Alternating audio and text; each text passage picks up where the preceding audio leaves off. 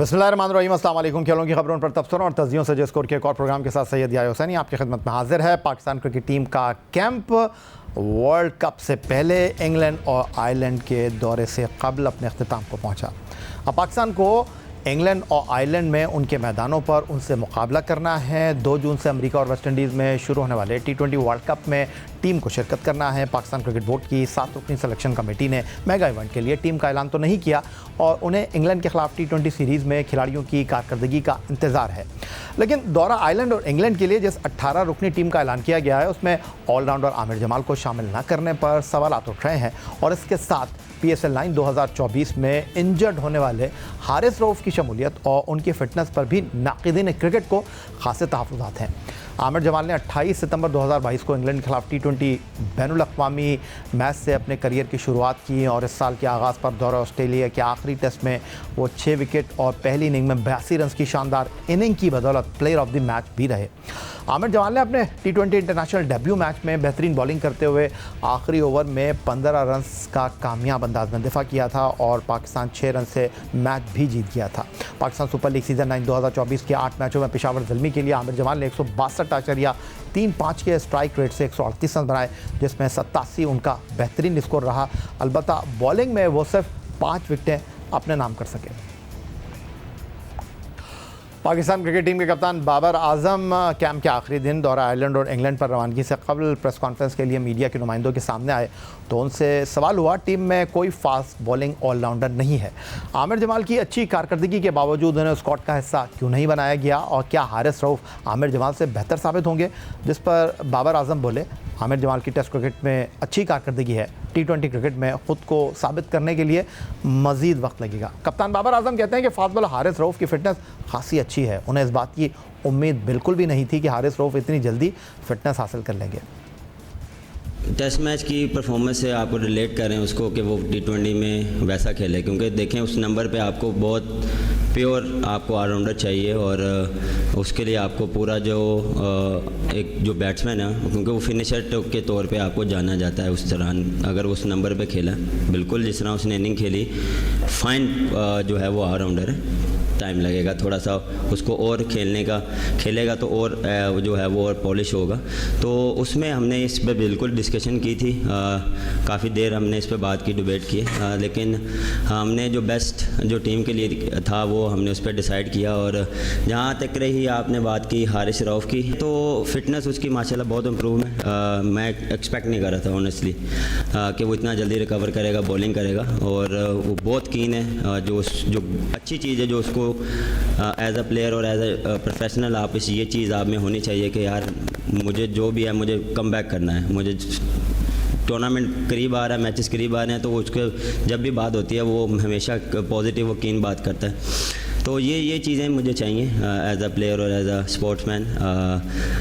जब भी आपका प्लेयर कोई पॉजिटिव बात करता है, आई नो कि उस पर प्रेशर है बैक आने पे और उस पर जो क्योंकि बातें बहुत हो रही हैं, इंजर्ड है, पता नहीं कैसा रिस्पॉन्स करेगा, लेकिन रिस्पॉन्स तो मेरे हिसाब से बहुत अच्छा करेगा, क्योंकि जब आप रेस्ट के बाद आते हैं, जब आप प्रॉपर अपने आप को रेस्ट देते हैं मेंटली फिज़िकली, तो आप आके एक डिफरेंट इम्पैक्ट डाल सकते हैं।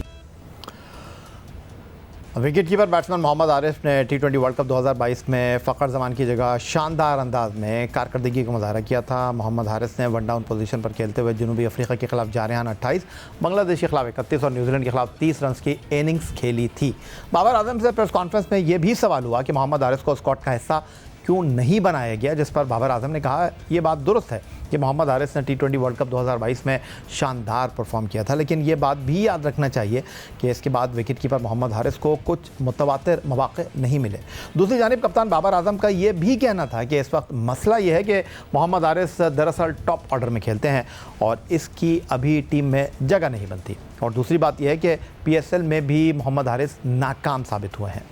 देखें उस दौरान जब थे वर्ल्ड कप के बाद जो अपॉर्चुनिटी बिल्कुल उसको वैसी नहीं मिली, लेकिन नंबर जो था उसका वो जो टॉप ऑर्डर का था। अब टॉप ऑर्डर में जो है वो आप देख लें, मैं हूँ, रिजवान है, सैम है, फ़खर है, तो बिल्कुल उसको अपॉर्चुनिटी मिली, लेकिन अपॉर्चुनिटी उसको PSL में मिली थी।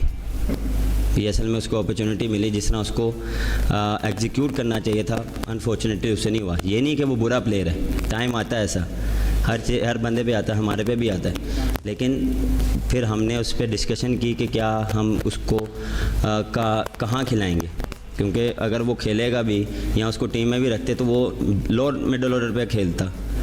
तो ये डिस्कशन, क्योंकि हम बहुत जल्दी उस पर ना कंपैरिजन और वो करते हैं कि यार इसको ये नहीं हुआ तो क्यों नहीं हुआ, तो आप ज़रा थोड़ा सा ये भी देखें कि वो किस नंबर पे खेलता है। तो वो थोड़ी चीज़ें हम डिस्कशन करते हैं कि यार उस नंबर पे या किस नंबर पे हमें ज़रूरत है, हमें पाकिस्तान की टीम को ज़रूरत है, तो वो डिस्कशन होती है। जो बेस्ट पॉसिबल होता है वो हम उसके साथ जाते हैं।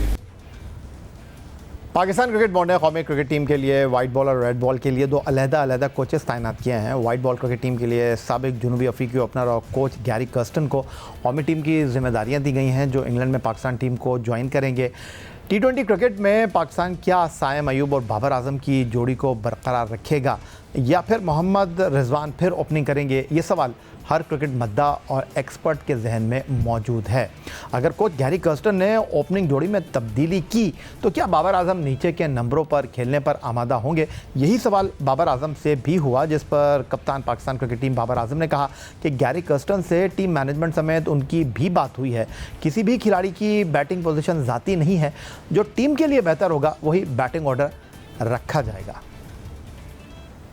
ये पर्सनल गेम नहीं हो रही, जो टीम के लिए बेस्ट होगा उस पर हम बैठ के बात करेंगे और उस पर हम लब्बैक करेंगे। ये नहीं है कि ये मेरा या उसका या सैम का, रिजवान का, सदाब का, ये चीज़ नहीं है। जो टीम के लिए बेस्ट होगा, जो टीम के लिए बेस्ट बैटिंग लाइनअप होगी, जो टीम के लिए बेस्ट बॉलिंग लाइनअप होगी, उसके साथ जाएंगे। क्योंकि ये जब आपने ये चीज़ें ऐसे वर्ल्ड कप जीतनी होती हैं तो ये यहाँ पे इंडिविजुअल जो है वो चीज़ें आपको एक साइड पे रखनी पड़ती हैं, और जब भी आपको ऐसी चीज़ें आती हैं तो आपको टीम गोल फर्स्ट रखना पड़ता है। और टीम की जो रिक्वायरमेंट, कोच की रिक्वायरमेंट, हमारी गैरी से इंडिविजुअल बात भी हो रही है, हमारी एज अ टीम भी बात हुई है, काफ़ी वो कीन है और एक्सपीरियंस बहुत है उसका। जिस तरह आपने बात की, आपने इस आपके सवाल में से मैं निकाल रहा हूँ कि उसका एक्सपीरियंस बहुत है, तो वो इतना जो मेरी उससे डिस्कशन हुई है उतना उसको पता है कि हम क्या, हमारी क्या लाइनअप है और हम किस तरह खेल रहे हैं।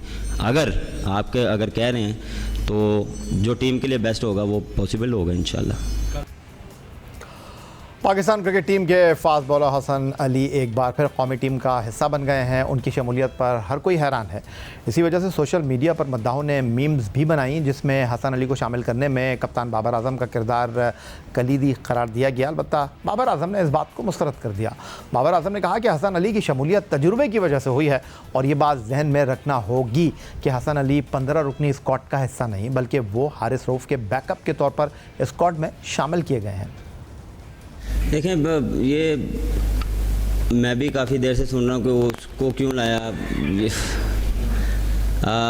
देखें, ये सब सिलेक्टर ने भी क्लियर किया कि वो बैकअप के तौर पे है, ये नहीं है कि वो 15 में है। ये थोड़ा सा हम इस चीज़ को समझें कि वो बैकअप के तौर पे है। वो इसलिए क्योंकि देखें एक्सपीरियंस है, T20 का, क्रिकेट का एक्सपीरियंस है। ये नहीं कि मैं सिर्फ T20 का, क्रिकेट का एक्सपीरियंस है। आई नो ज़मान खान जो है वो बेस्ट बॉलर है, अब्बास तो ऑलरेडी है, लेकिन हम ज़मान जो है वो न्यू बॉलर है, तो ऑलरेडी हमारे पास 3-4 बॉलर हैं न्यू बॉल के साथ, तो वो इसलिए रखा गया है। और ये नहीं है कि किसी के कहने पे या किसी के एक बंदे के कहने पे हैं, 7 बंदे हैं, 4 सेलेक्टर्स हैं, सब ने अपना अपना ओपिनियन दी है, सब ने अपनी राय दी है और उस राय के बाद, डिस्कशन के बाद डिसाइड हुआ है।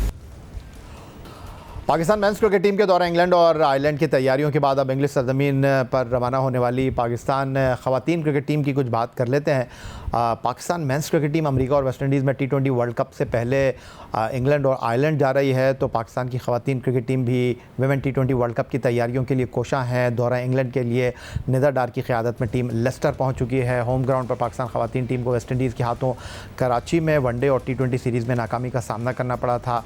पाकिस्तान ख़वातीन क्रिकेट टीम वनडे सीरीज़ 3-0 और T20 सीरीज़ 4-1 से हार गई। अब ख़वातीन टीम 11 मई से इंग्लैंड के ख़िलाफ़ 3 T20 और 3 वनडे मैचों की सीरीज़ में शिरकत कर रही है। पाकिस्तान ख़वातीन टीम की क़यादत की ज़िम्मेदारी निदा डार के कंधों पर है। टीम बरास्ता दुबई हिथरो एयरपोर्ट लंदन पहुंची, जहां इंग्लैंड में पाकिस्तान के high commissioner doctor Mohammad Faisal ने उनका इस्तकबाल किया। पाकिस्तानी हाई कमिश्नर ने कप्तान निदा डार को गुलदस्ता पेश किया। इस मौके पर हाई कमिश्नर मोहम्मद फैसल ने कहा कि पाकिस्तान का परचम बुलंद रखने के लिए उन्हें अपनी ख़वातीन क्रिकेट टीम पर फ़ख्र है। हाई कमिश्नर पाकिस्तान ख़वातीन क्रिकेट टीम के लिए दौरे बरतानिया में बेहतरीन कारकर्दगी के लिए नेक तमन्नाओं का इजहार करते हैं। 3 T20 बैनुल-अक़वामी मैचों की सीरीज़ 11, 17 और 19 मई को होगी। 3 वनडे बैनुल-अक़वामी मुकाबले 23, 26 और 29 मई को होंगे। वनडे इंटरनेशनल मैचों की सीरीज़ ICC विमेंस चैम्पियनशिप का भी हिस्सा है। मिलते हैं एक ब्रेक के बाद।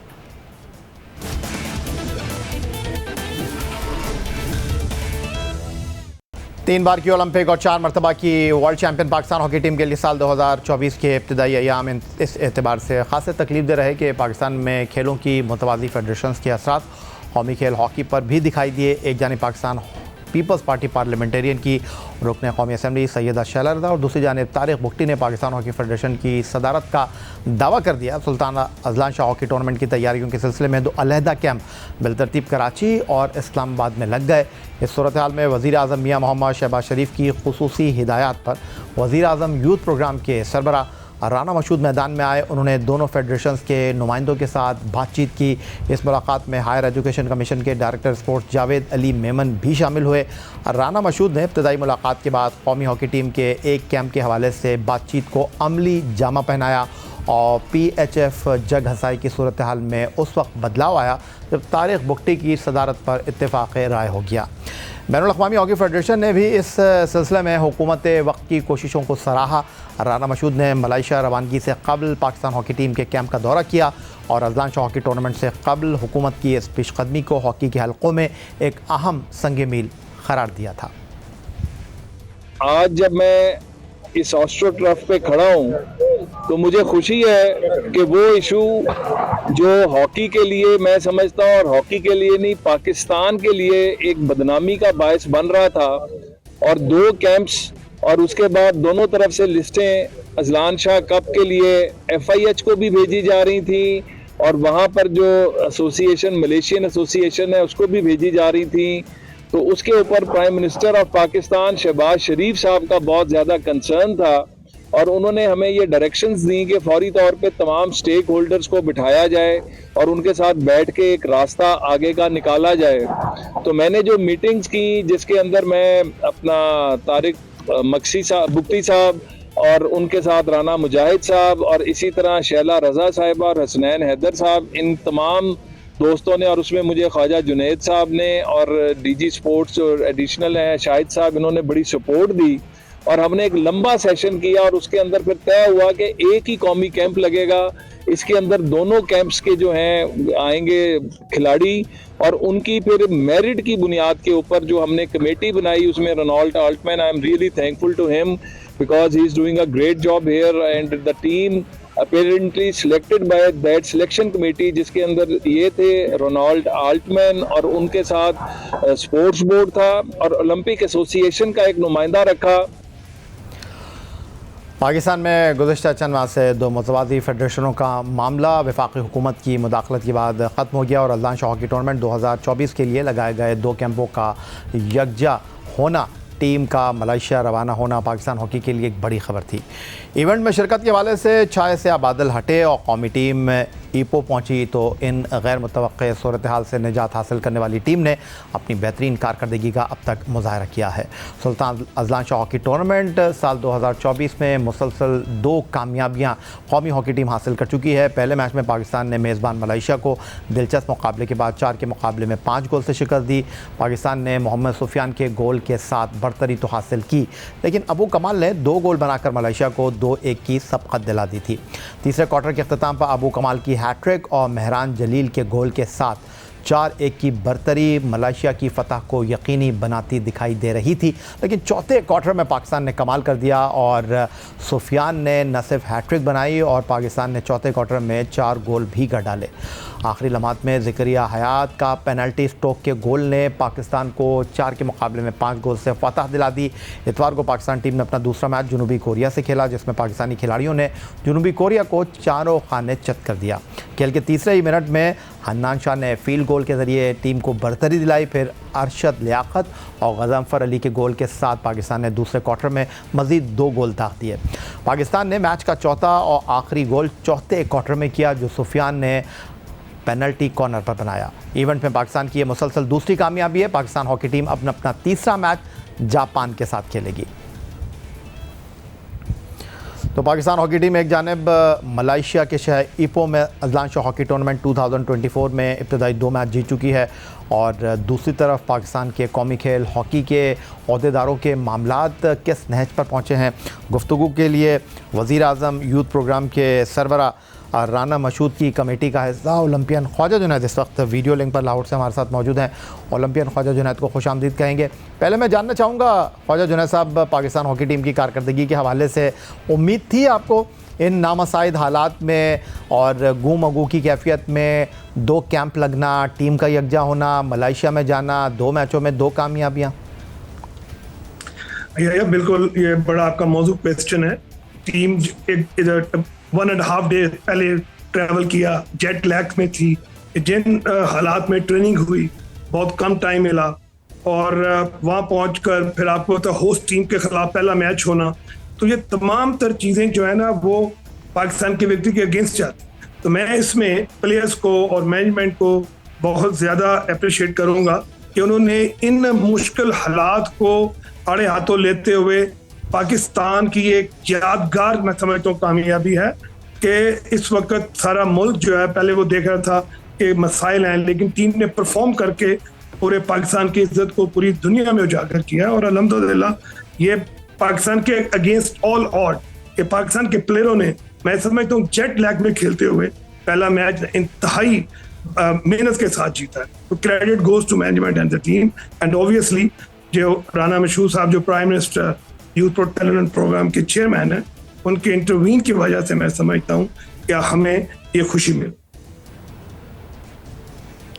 कोई शक नहीं है इसमें ओलंपियन ख्वाजा जुनैद साहब, एक लम्हे पर ऐसा लग रहा था पता नहीं हमारी टीम जा भी पाएगी या नहीं जा पाएगी, और ऐसा भी हो सकता था कि एक टीम इस्लामाबाद से टेक ऑफ करती, एक कराची से टेक ऑफ करती, एक मजाक बनता, पाकिस्तान की 2 हॉकी टीमें जो हैं एक इंटरनेशनल इवेंट खेलने के लिए चली जाती और ये पता ही नहीं होता कि कौन सी फेडरेशन ठीक है कौन सी गलत है।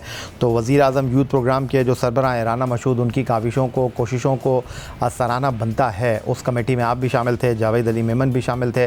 तो मैं आपसे ये जानना चाहूँगा कि जब आप उस कमेटी में मौजूद थे, गैर यकीनी की सूरत हाल थी, उम्मीद थी कि मामलात हल हो जाएंगे, उम्मीद थी कि बात जो है वो बन जाएगी?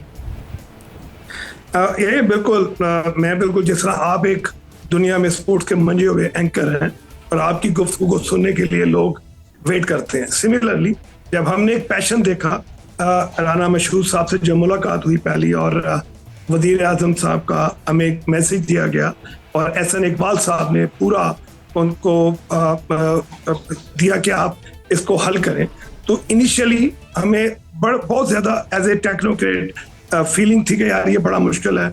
FIH को 2 फेडरेशंस जो हैं वो लेटर्स लिख ली हैं, मलेशिया में जा रही हैं, लेकिन जिस तरह राना साहब ने हैंडल किया मैं समझता हूँ इसका कोई नैमल बदल नहीं है। राना साहब ने बड़े हम्बली मीटिंग करके और पाकिस्तान के फ्लैग को, पाकिस्तान की नेशनल स्पोर्ट को सामने रखा है कि जो मुल्क से बाहर इज्जत है, इस पर जग हंसाई है कि 2 टीमें मलेशिया पहुंच जाएं। और फिर आपको पता है FIH ने चंद साल पहले भारत पे बैन लगाया था, तो फिर हमें भी उसी प्रोसीजर से गुजरना पड़ना था, लेकिन हुकूमत की बर वक्त मैं समझता हूँ इस मैटर को टेकअप करके और इस को हल किया। और ये पहला जो एजेंडा था या वो बहुत इंतहाई अच्छा था कि रोनाल्ड ऑल्टमैन को एज ए हेड कोच पावर्स डे के साथ पंजाब पाकिस्तान स्पोर्ट्स बोर्ड और POA के नुमाइंदे को ट्रायल्स के लिए लाया गया और जॉइंटली यहाँ पर 3 जगह से प्लेयर्स आए। नंबर 1 कराची से, नंबर 2 इस्लामाबाद और नंबर 1 वो प्लेयर थे जिनको उनके इदारों ने कहा था कि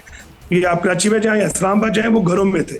सुफियान जो कि कैंप में आया लेकिन उसको उसके इदारे ने रोका, तो वो घर चला गया। तो वो घर से आके इस टीम का हिस्सा बना और पहले मैच में आप देखें कि उसने हैट्रिक की और पाकिस्तान की फतह में एक अहम किरदार अदा किया। तो मैं ये कहूँगा credit goes to prime minister of Pakistan, जिन्होंने इस मैं समझता हूँ मुल्की हालात के अंदर हॉकी को प्रायोरिटी थी।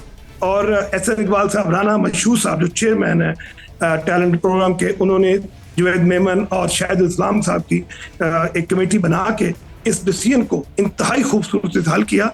और आज हम पूरी कौम 2 फतह आई हैं, इसको सेलिब्रेट कर रहे हो। अल्लाह पाक आगे भी हमारी टीम को कामयाब। बहुत शुक्रिया। ओलंपियन ख्वाजा ज़ैनब हमारे साथ मौजूद थे लाहौर से वीडियो लिंक पर। पाकिस्तान हॉकी टीम की अज़लान शाह हॉकी टूर्नामेंट में कारकर्दगी और पाकिस्तान हॉकी फेडरेशन के उमूर पर अपने ख्यालात का इजहार कर रहे थे। यही आज का हमारा प्रोग्राम था। एक्स अकाउंट पर आप हमें फॉलो कर सकते हैं, अपनी राय का इजहार कर सकते हैं, हमें ईमेल कर सकते हैं score@geo.tv पर। इस दुआ, इस उम्मीद, इस तवक्को के साथ कि पाकिस्तान में खेल और खिलाड़ी तरक्की करते रहें, सैयद याहिया हुसैनी को स्कोर की पूरी टीम के साथ अगले प्रोग्राम तक के लिए इजाज़त दीजिए। अल्लाह हाफ़िज़।